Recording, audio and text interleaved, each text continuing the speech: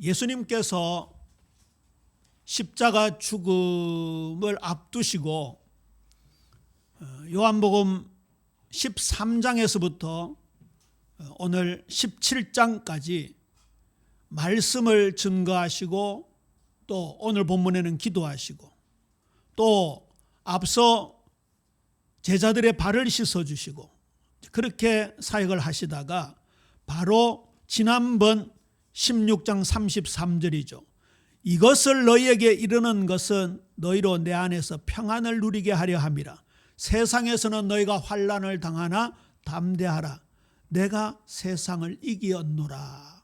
이 말씀을 하시고 오늘 하나님 아버지께 기도하는 내용입니다. 그래서 17장을 대제사장 되시는 예수님께서 제자들, 우리를 위해 하시는 중보 기도라고 그렇게 표제가 붙어 있습니다.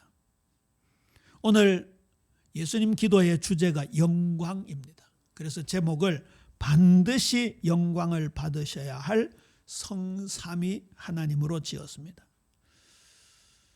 오랜만에 요한복음으로 돌아왔지요.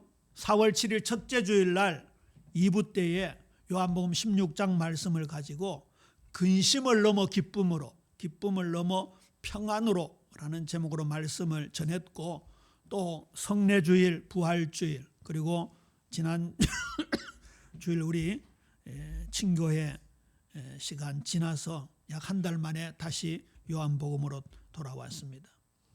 저는 요한복음을 강해하기 위해서 이 말씀을 전념하는 가운데 믿음에 대한 새로운 정의를 내렸다는 고백을 드렸습니다. 믿음은 선택이다. 믿음은 관점의 변화다.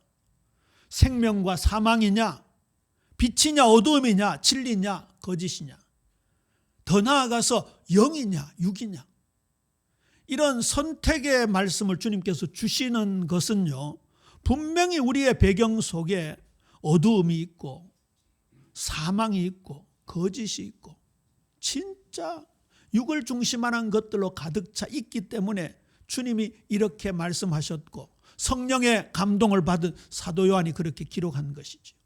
그 다음에 진짜 우리 권사님도 회개하면서 기도하셨지만 3년여 전부터 이 진짜 성경을 일단은 객관적으로 또 많이 보면서 믿음은 준행이다. 전인격적으로 믿는 것이다. 그 보배로운 산상수훈의 마지막 결론이 뭡니까? 말씀을 믿는다는 것은 행하는 것이다. 그러므로 누구든지 나의 이 말을 듣고 행하는 자는 그 집을 반석 위에 지은 지혜로운 사람과 같으니 큰 비가 내려서 큰 홍수가 나고 광풍이 미친 듯이 바람이 불어도 무너지지 않는다. 그러나 반대로 행하지 않는 믿음은, 교리적인 믿음은 머리에 들어만 있고 가슴에 내려오지 않고 가슴에만 머물러 있고 발에 의지적으로 행하지 않는 믿음은 어떻게 된다고요? 모래 위에 세워진 집과 같다고. 요한복음 6장 57절, 저에게는 굉장히 크게 와닿았던 말씀입니다. 살아계신 아버지께서 나를 보내심에 내가 아버지로 말미암아 살아가는 것 같이 나를 먹는 그 사람도 나로 말미암아 살아가리라. 오직 의인은 믿음으로 말미암아 살아가리라. 결정적인 말씀 아닙니까? 이신칭의를 넘어서 이신생활, 이신성화가 되어야 된다 했습니다. 바울도요, 고린도전서 11장 1절에서 내가 그리스도를 본받는 자가 된 것 같이 너희는 나를 본받는 자가 되라. 아까 220장 우리 친교에도 굉장히 중요한 주제 찬송이 되지만 오늘 말씀과 부합하는 내용들이 많이 나오죠. 그런데 그 중에 무슨 가사 있습니까? 주님을 본받자는 가사가 있지 않습니까? 주님이 제자들에게 발을 씻어주시면서, 저는 아까 2절을 다시 한번 더 찬송했는데요, 이 더러운 제 발이 생각나더라고요. 이 더러운 발을 주님의 정결하신 손으로 씻어주신다. 그게 주님의 사랑이 전가되는 거고 주님의 정결함이 전가되는 거고 주님의 의가 전가되는 거잖아요. 단순히 세종로로서 발 씻어주는 게 아니잖아요. 그래서 내 발은 못 씻습니다 하니까 예수님이 베드로에게 말하셨습니까? 내가 너를 씻어주지 않으면 네가 나와 상관이 없느니라. 그 가사가 그렇게 와닿더라고. 우리가 진짜 주님의 그 발 씻어주심을 가지고 예수님은 제자들에게 서로 씻어주라 그렇게 명령하셨잖아요. 우리 옆 사람한테 인사합니다. 믿음은 본받는 삶입니다. 누구를요? 예수님을 본받는 삶입니다. 여기 본받는다는 이 믿음은요, 히브리적 개념의 믿음입니다. 히브리적 개념의 믿음이라니까 조금 다가오지 않겠습니다만은 우리가 신학 다닐 때 굉장히 중요하게 다룬 주제입니다. 구약 성경이 히브리어로 쓰여져 있잖아요. 그래서 히브리어의 개념을 이해하는 게 히브리 사람들의 문화를 이해하는 게 굉장히 중요합니다. 뭐 예를 들어서 초막절 때에 아빠와 자녀들이 함께 초막을 지어서 그 안에 지내잖아요. 그런 배경들을 알아야 됩니다. 씨 뿌리는 자의 비유의 내용을 좀 더 정확하게 이해하기 위해서는 그때 당시에 농사 짓는 방법을 알아야 됩니다. 이스라엘 땅은 돌이 많기 때문에 우리 한국처럼 막 이렇게 썰애질 가래질해서 밭을 미리 갈아놓고 씨를 뿌린다는 개념보다는 이렇게 흩뿌리는 개념이에요. 우리는 보통 직파라 그러잖아요. 근데 씨를 그냥 확 뿌려버려요. 뿌려놓고 밭을 간다고 하더라고요. 그러니까 때로는 길에 떨어지기도 하고 때로는 돌에 떨어지기도 하고 때로는 가시밭에 떨어지기도 하는 거예요. 마찬가지로요. 여기 믿는다라는 개념, 예수님께서 그 히브리 문화권의 언어를 가지고 제일 먼저 말씀하셨습니다. 이 보배로운 산상수훈을 믿는다는 것은 듣고 행하는 것이라고요. 당시에는 헬라, 그리스 제국의 사상들이 상당히 지중해 연안의 국가에 만연되어 있었습니다. 헬라적 사고에서 믿음은 주로 지적인 동의나 사실을 수용한다, 어떤 진리를 사실로 받아들인다라는 것에 그치지만 히브리적 사고의 믿음은 히브리어 에무나라는 단어인데요, 신실함, 충성, 관계적 신뢰와 행동의 일치까지 다 포함되는 겁니다. 성경이 말하는 믿음은 단순한 확신을 넘어서 관계 속에서 충실하게 살아내는 것까지 말하는 것이죠. 우리가 정말 이 부분에 있어서 코페르니쿠스적 전해가 있어야 됩니다. 이거 조금 철학적인 말이죠. 코페르니쿠스 이전에는 이 온 우주, 이게 지구를 중심으로 태양이 돌아간다는 천동설이었잖아요. 코페르니쿠스는 무슨 설을 주장했습니까? 천동설 반대 지동설을 주장했죠. 당시에는요, 지구가 중심이고 모든 전체가 돌아간다고 본 겁니다. 이 코페르니쿠스는 아무리 천체를 관측해도 태양 중심으로 수금지와 목토 천해명이 돌아가지 이 하늘이 돌아가는 게 아니거든요. 그래서 이제 지동설을 주장했잖아요. 그래서 그걸 코페르니쿠스적 전해라고 합니다. 그만큼 역사적으로 큰 전해입니다. 우리 믿음의 개념이요, 진짜 완전 바뀌어져야 돼. 완전 바뀌어져야 돼. 바울은 갈라디아 2장 20절에서 그 그리스도를 믿는 믿음이 그리스도와 내가 하나가 되었다, 그분을 따르는 삶까지를 보여주는 거예요. 우리 예빈 모든 성도님들, 오늘부터 믿음이라고 할 때는 교리적이고 요식적이고 물리적으로 예수님을 영접한다는 그런 차원을 넘어서 우리의 천인격이 뒤바뀌는 은혜가 있게 되기를 주님의 이름으로 축원합니다. 그러면 예수님께서 마지막 중보 기도에서 보여주신 모범과 제자들과 교회를 향한 부탁의 말씀은 너무나도 소중한 것입니다. 그는 메시아적 사역의 완성을 앞두고 하나님의 아들로 화목의 중보자로 우리를 위해 지금 기도하고 계시는 것이죠. 자, 그러면 본문 말씀을 하나하나 살펴보기를 원합니다. 요한복음 17장은 십자가 순환을 앞두고 제자들을 위해 드리는 중보 기도라는 말씀을 드렸고요. 먼 옛날 영원 전에 성자 하나님으로 계시던 예수님께서는 죄인을 구원하시기 위해서 사람의 몸을 입고 이 땅에 우리 가운데 오셨습니다. 이제 하룻밤만 지나면 겪게 되는 십자가의 처참함이 있기 전 그날 밤에 고별 설교를 하시고 오늘 이 제자들을 위하여 기도하시는 장면입니다. 그리고 앞서 서로의 발을 씻어 주라는 그 내용은 너희들이 앞으로 박해를 받게 될 것이다. 그러나 내세가 보장되어 있고 서로 섬기면서 이겨내라라는 내용의 일종의 시청각 교육이었던 거죠. 이번에 초대교회의 중요한 지표, 제가 강단에서 말씀을 전하는 캐리그마, 이 단어 정도는 기억하시기 바랍니다. 캐리그마. 그 다음에 우리가 서로 발을 씻어주는 섬김, 디아코니아. 그 다음에 지난주 화창한 봄 날씨에 우리가 함께했던 코이노니아. 이 세 가지가 조화를 이루는 우리 예비교회 되어야 될 줄로 믿습니까? 오늘 기도 속에 그게 딱 들어가 있습니다. 17장 전체를 보면요, 성부와 성자의 영광을 구하는 기도가 나오고, 그리고 제자들, 더 나아가서 교회를 위한 중보의 기도가 나오는데요, 믿음이 자라는 정도에 따라서 교회의 성패 여부가 달려 있습니다.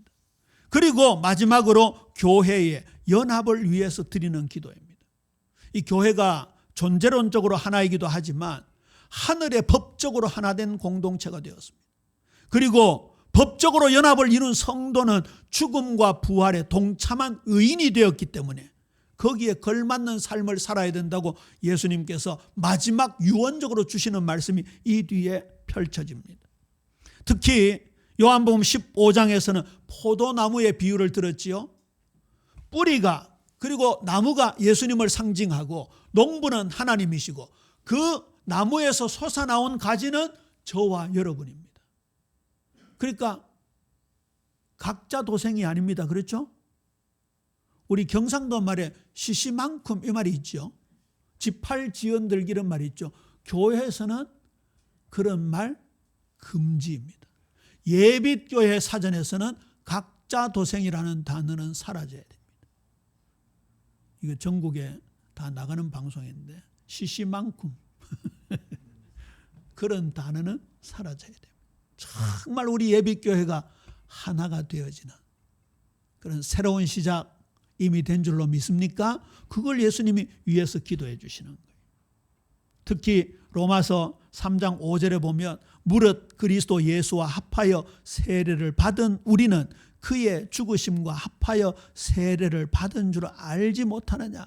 그래 놓고요, 우리로 또한 새 생명 가운데서 행하게 하려 함이라. 만일 우리가 그의 죽으심과 같은 모양으로 연합한 자가 되었다면 그의 부활과 같은 모양으로 연합한 자가 되리라 말씀하고 있습니다. 1절입니다.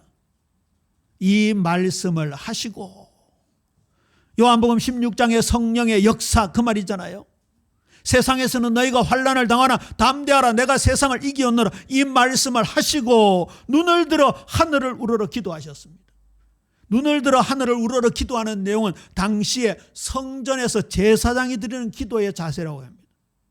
오전에는 예수님께서 만왕의 왕으로, 오늘 2부 예배는 예수님께서 제사장으로 우리에게 다가오시는 내용입니다.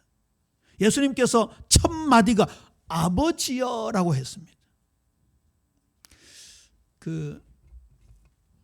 제가 총신신대원 우리 박 목사님하고 같은 입학 동기인데 면접관으로 신론을 강의하시던 차영배 교수님이 저의 면접관이셨어요. 세 사람이 앉아서 면접을 하는데요, 각자 기도를 딱 시켜보더라고요. 제 차례가 되었어요. 하나님 아버지 감사합니다. 저를 이 신학교에 시험 치게 하시니 감사합니다. 그렇게 기도했더니 합격 이러시더라고요. 왜 그랬을까요? 아버지라고 했기 때문에. 그 차 교수님은요, 저 사람이 지금 하나님하고 끝내는가, 하나님 아버지까지 하는가, 그걸 보신대요. 상당히 중요한 부분이라는 생각이 들더라고요. 예수님은 하나님을 아버지여라고 부르셨어요.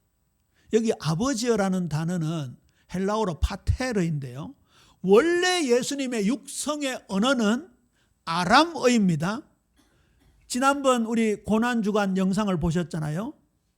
패션 오브 크라이스트, 그 그리스도의 순환의 영상에 예수님 막 이렇게 고통 속에서 호소하시는 그 단어가 아람어입니다. 그런데 이 아람어는 히브리어의 사촌격에 해당되는 언어인데요, 여기 헬라어로는 파테르라고 기록되어 있지만 예수님의 육성은 틀림없이 아빠였을 것이라고 학자들이 얘기합니다. 하나님 아빠, 그 말이에요. 우리 경상도 사람들은 대부분 성인들은 아빠라는 단어가 익숙하지 않는데, 요즘 뭐 애들 다 아빠라고 합니다만, 우리 하나님 아빠 한번 해볼까요? 하나님 아빠. 이거 어색한 사람들은 내가 하나님 자녀인지 아닌지 한번 의심해봐야 돼. 하나님 아빠, 예수님이 하나님 아빠라고 하셨다니까. 어린아이가 부르는 그 단어예요. 아빠 아버지여, 아버지께는 모든 것이 가능하오니 이 잔을 내게서 옮기시옵소서. 그러나 내 원대로 마옵시고 아버지의 원대로 되기를 원하나이다 할 때 그때 아빠라는 단어가 나오잖아요. 제가 퍼뜩 기억이 안 나는데 누가 기억나십니까? 로마서 5장입니까? 우리에게 양자의 영을 주셔서 뭐하게 하셨다고요? 아빠 아버지로 부르짖게 하셨다고요. 예? 참 얼마나 귀한 고백이고 시작인지.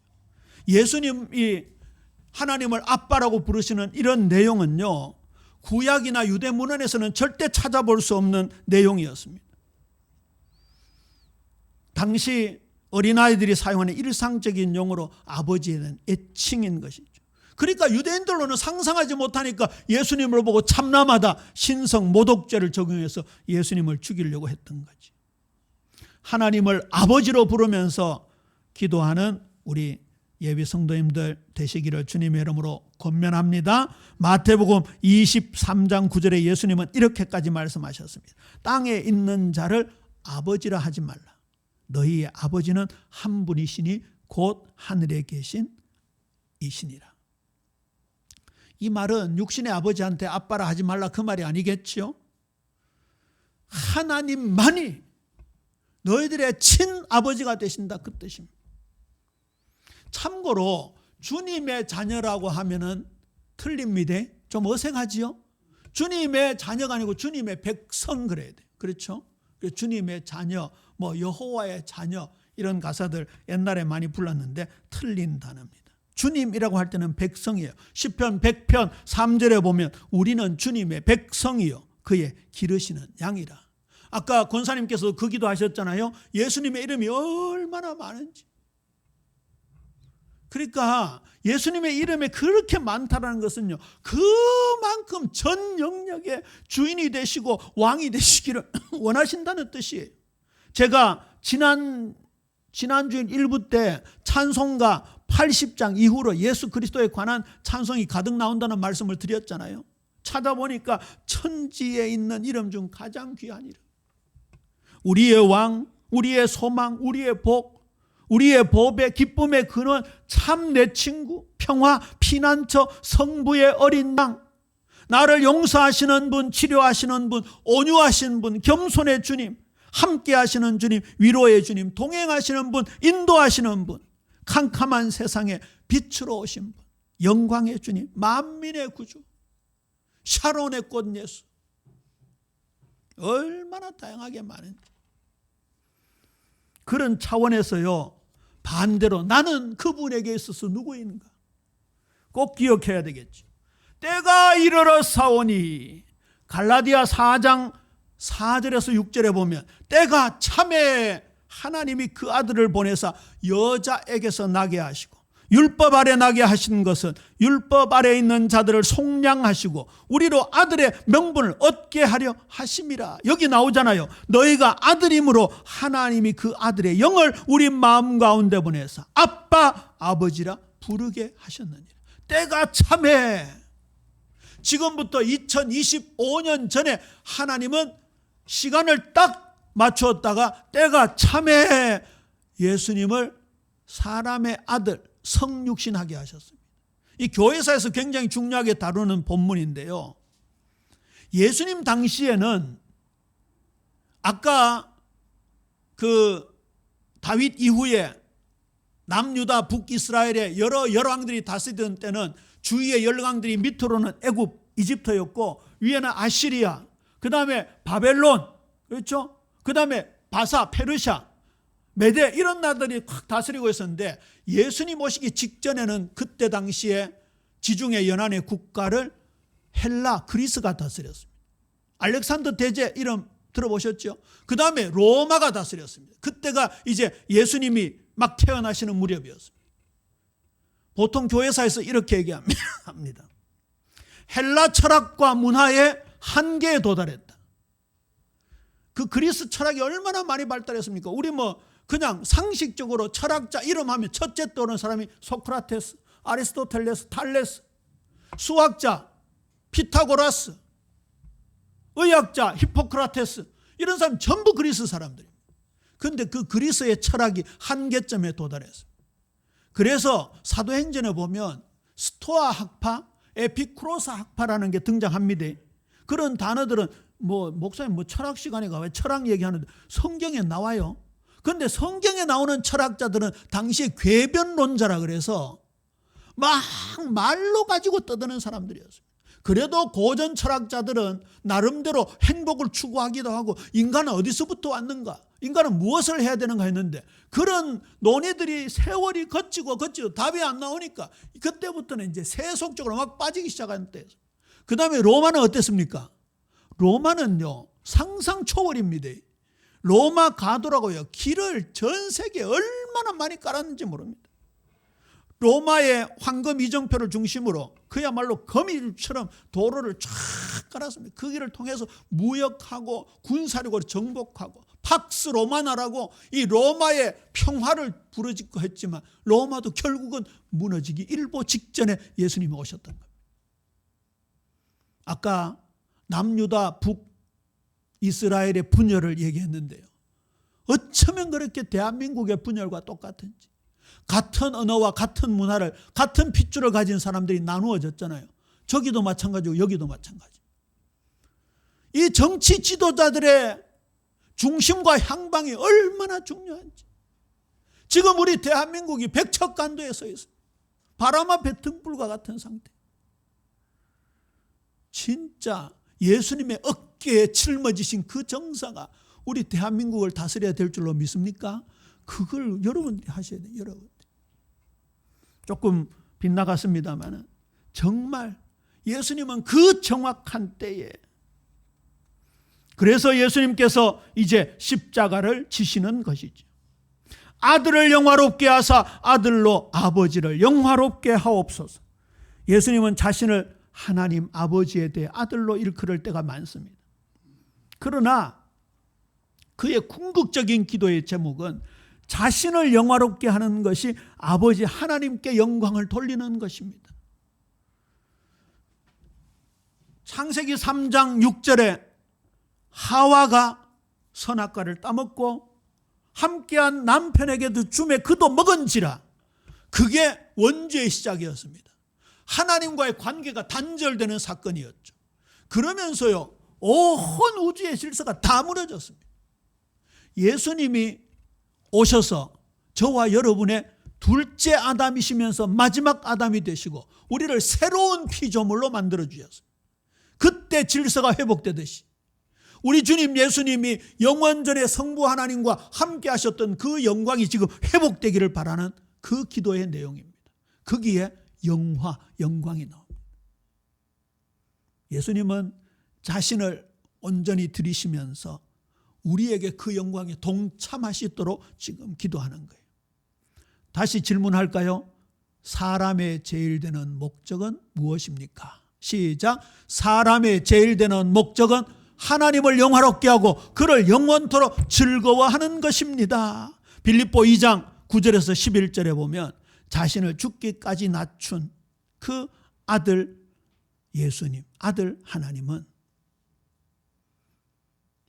이렇게 하나님은 예수님을 높여주셨습니다. 이름으로 하나님이 그를 지극히 높여 모든 이름 위에 뛰어난 이름을 주사 하늘에 있는 자들과 땅에 있는 자들과 땅 아래에 있는 자들로 모든 무릎을 예수의 이름에 꿇게 하시고 모든 입으로 예수 그리스도를 주라 시인하여 하나님 아버지께 영광을 돌리게 하셨느니라. 자신을 드높였던 유오디아였습니다. 자신을 내세웠던 순두개였습니다. 둘이 싸움이 붙을 수밖에 없죠. 그런데 바울은 그들에게 이 삶을 살라고 명하십니다. 십자가는 최고의 영광입니다. 십자가 없이는 영광이 있을 수가 없습니다.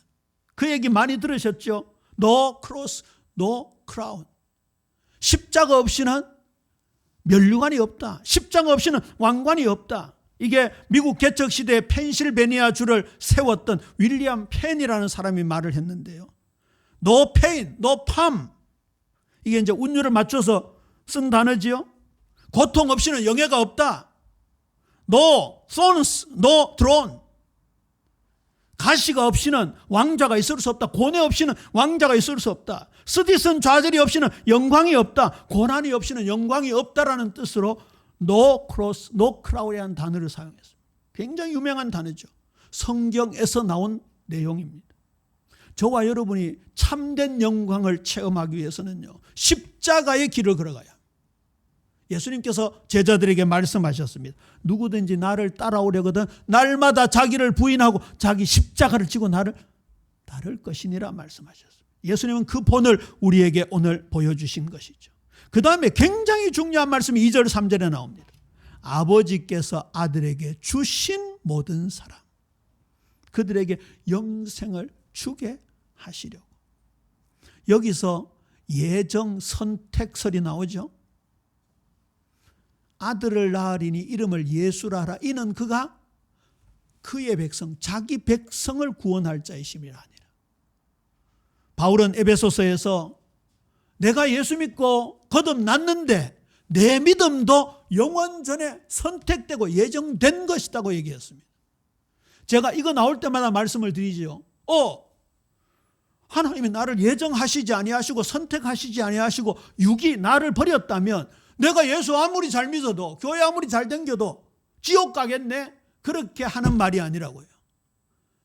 저와 여러분 오늘 뭐가 믿어져야 되는지 아십니까? 아버지께서 아들에게 주신 모든 사람이라고 할 때 내가 여기 속한 사람이구나. 선택 예정이라는 단어가 올 때 내가 하나님께 선택받은 사람이구나. 믿으시게 되기를 주님의 이름으로 축원합니다. 그게 예정론의 핵심입니다. 영생을 주시려고. 요한복음에 17번 나옵니다. 요한 1서에 6번 나옵니다. 사도 요한이 즐겨 썼던 용어죠. 문자적으로 보면 영원한 생명, 끝없는 생명이지만 신학적으로 보면요, 하나님과의 교제 가운데 누리는 영원한 생명입니다. 공관복음서와 달리 요한복음서에서는 미래에 주어지는 생명이 아니라 현재적으로 소유하고 누리는 생명이라고 말씀하고 있습니다.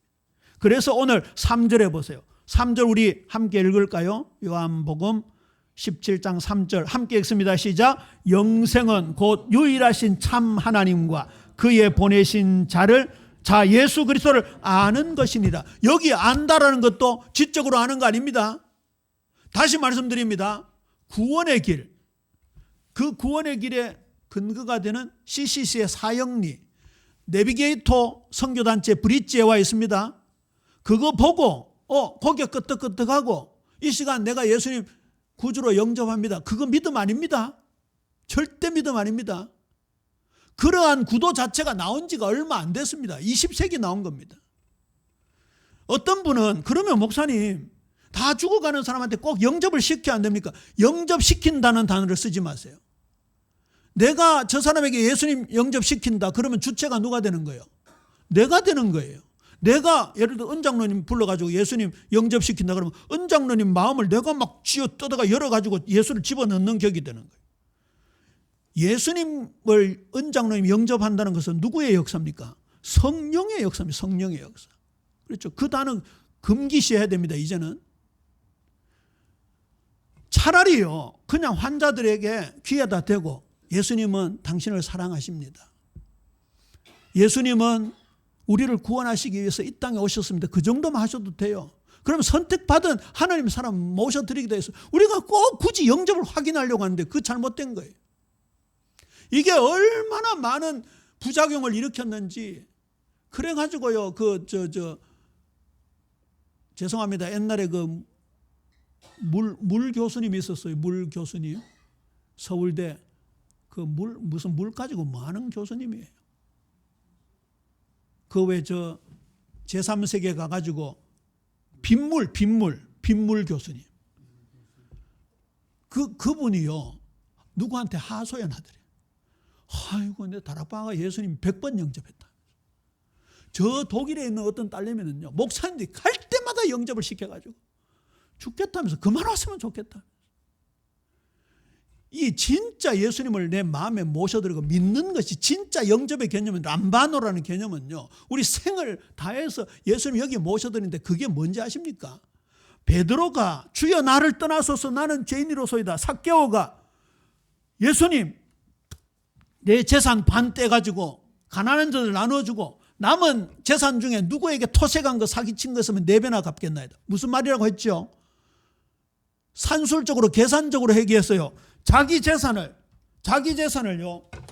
다 버린다는 얘기입니다. 보세요. 반 잘라서 구제하고 이 중에 반을 누구에게 사기친 거 있으면 4배나 갚겠습니다. 삭개오 재산의 대부분이 사기친 겁니다.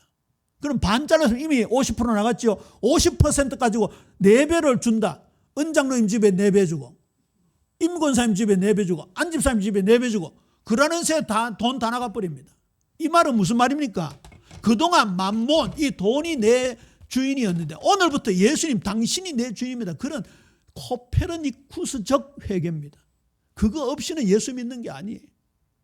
여기 안다라는 단어가 히브리어로는 야다라는 단어예요. 이게 부부간의 성관계를 뜻하는 단어에도 쓰이는 거예요. 그러면 머리로 하는 게 아니죠. 진짜 체험적인 거예요. 헬라어로는 기노스코라고 나오는데요. 인격적으로 만나는 체험적 지식을 말하는 거예요. 그래서 우리가 머리로 이해한다는 것은 뭐 깨달았다 이런 개념은요 성경에 있기는 하지만 그것이 예수 믿는 전체로 이해하면 크게 곤란한 거예요. 거기다가 우리 교회에서 구원이라는 단어를 어떻게 지금 말씀하고 있습니까? 굉장히 넓은 범위로 말씀하고 있잖아요. 옛날에는 나 구원 받았다 끝 아니에요. 그 구원의 개념이 우리의 삶에 깊숙하게요. 아까 우상에 대해서 기도 인도하기 전에 잠시 말씀을 드렸습니다만 이스라엘 백성들과 왕들이 저렇게 우상에 또 빠지고 회개했다가 또 빠지고 사사시대 보셨죠? 또 빠지고 회개했다가 또 빠지고 왜 그럴까요? 우상이 그만큼 진절머리 나도록 역사한다는 얘기예요. 그러면 그 시대보다 이 시대가 더하지 않을까요? 우상이라는 개념이요. 이 우상의 개념을 확대한다고 할 때 이 시대가 더하지 않을까요? 얼마나 눈에 보이는 게 많은지. 진짜 등 따시고 배부르면요. 보세요. 히스기야조차도요. 마지막에 하나님께서 번영시켜 주니까 그만 교만해가지고 자기가 막 성전에 가가 막 제사 드리고 분향하려고 했잖아요. 그 제사장들이 나오고 막 꾸중하니까 뭐라 했습니까? 막 화가 나가지고. 화가 나니까 하나님이 히스기야 이마에다가 뭘 줬습니까? 병을 줬잖아요. 나병을. 읽어보신 분들은 기억나죠. 그래가지고 결국은 나병 환자들은 격리시켜야 돼요. 별궁에 살다가 죽었잖아요. 이 말은요. 우리 오늘날 우리 신약시대 현대사회를 적용하면요. 그만큼 내 주위에 우상이 많다는 얘기. 여기 저기에서 다 구원 받아가는 은혜. 우리 예비 성도님들은 누려야 될 줄로 믿습니까? 그 예수님이 오늘 만왕의 왕 만주의 주로 오늘은 2부 시간에는 제사장으로 오신 거예요. 내가 하나님의 아들의 이름을 믿는 너희에게 이것을 쓰는 것은 너희로 하여금 너희에게 영생이 있음을 알게 하려 함이라. 요한일서 5장 13절입니다. 요한복음 17장 4절입니다. 예수님이 사역을 완성하여 아버지 하나님을 이 세상에서 영화롭게 해드렸습니다. 그런데 여기에 십자가의 죽으심이 반드시 수반되는 것입니다. 말씀 맺습니다. 간단합니다. 명백하게 성삼위 하나님께 오직 영광입니다. 제목, 반드시 영광을 받으셔야 할 성삼위 하나님이십니다. 예수님은 이를 위해서 이 땅에 오셔서 우리를 새롭게 창조해 주시고 에덴 동산의 목적을 회복시켜 주셨을 뿐만 아니라 그보다 더 높은 하나님 나라의 축복을 허락하신 거예요. 우리 예배 성도님들은 하나도 놓치지 말고 일평생 나는 반드시 받아 누리겠다 다짐하는 은혜 있게 되기를 주님의 이름으로 축원합니다.